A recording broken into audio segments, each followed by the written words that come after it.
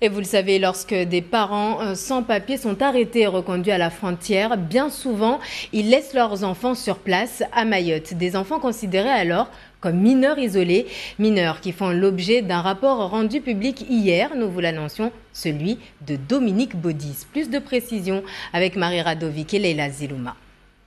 C'est un rapport d'une quinzaine de pages établi à la suite de 3 missions à Mayotte en 2012 et début 2013.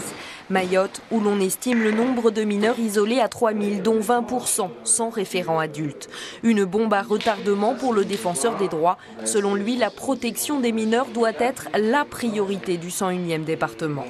Ou bien on saisit cette opportunité de régler une fois pour toutes le problème des mineurs isolés, étrangers ou non, à Mayotte, ou bien on laisse ce problème prendre des proportions ahurissantes, et ce sont tous les Mahorais qui, au bout du compte, en seront les victimes.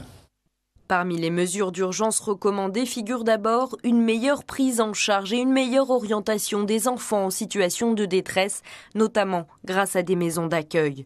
Sur le plan de la santé, tous les enfants devraient pouvoir bénéficier d'un accès aux soins, de la sécurité sociale, voire de la CMU. Autre volet crucial, celui de l'éducation. Les autorités doivent veiller à la scolarisation de tous les enfants en y mettant les moyens ad hoc. Enfin, le rapport Baudis préconise d'augmenter les personnels socio-éducatifs. Toutes ces mesures représentent un énorme investissement. Mais le défenseur des droits l'assure, en accédant au statut de région ultrapériphérique de l'Europe, Mayotte disposera en 2014 d'une enveloppe de 200 millions d'euros. Reste à définir les projets prioritaires pour le département.